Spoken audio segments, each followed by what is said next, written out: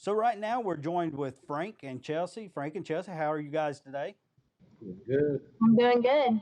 Good, good, good. So Frank, I hear that you love medical assisting. Tell us about what you're doing now, and tell us a little bit about your pathway into the field. Okay. I work in an internal medicine and pediatrics office. Been there for approximately 3 years now. My path to a medical assisting was a little bit different. I lost my position in a career that I had chosen and been in for 35 years. The company I worked for closed, and I was in a situation where what are you going to do with the rest of your life?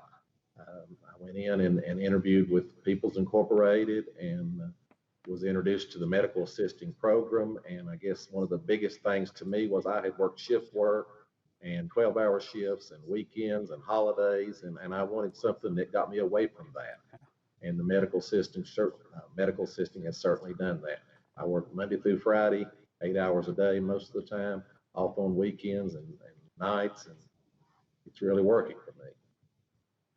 That's I wonderful, work Frank. in I work in internal medicine. We work with from birth till death, I guess the way I like to say it. But we're with all ages. Every day is different.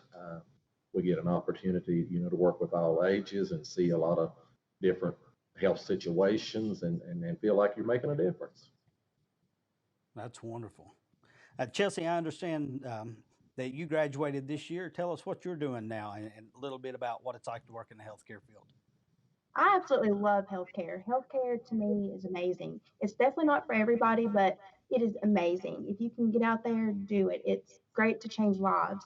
I actually currently work at internal medicine and pediatrics as well as Frank.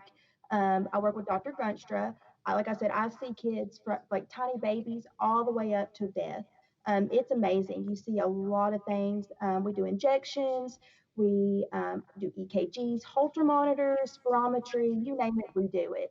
Um, it's just a great field. I can't thank him enough, honestly. It's great.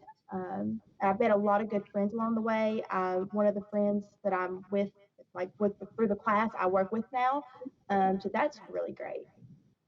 That's wonderful, Chelsea. And tell us, how did you hear about VHCC initially? Well, I heard it through a friend. It was a former student. She liked the Monday through Friday, 8 to 5, weekends off, holidays off. So I really got some good advice from her, and so that's where I really heard about the medical assisting. That's awesome. We hope you're spreading that word as well now that you have the opportunity. Frank, let's come back to you. Now, after being laid off a few years ago, how does it feel being a career that is truly growing? It's a wonderful experience to feel secure, I guess. I thought I was in a secure place with the job that I'd chosen 35 years, and all of a sudden that went away. I have the peace of mind of knowing that the medical field is always going to be there. There's always going to be a need, and I plan to stay employed in this field until I can reach a retirement age. That's wonderful. And last question for you, Frank. What words of advice or what would you tell other adult learners about coming back to college and going into the medical assisting field? Certainly don't think you can't do it. I was 53 years old when I returned to college, and it was certainly a big step for me. But uh, if you can apply yourself, there's excellent teachers here. Uh, the program was wonderful. There was never a dull moment, and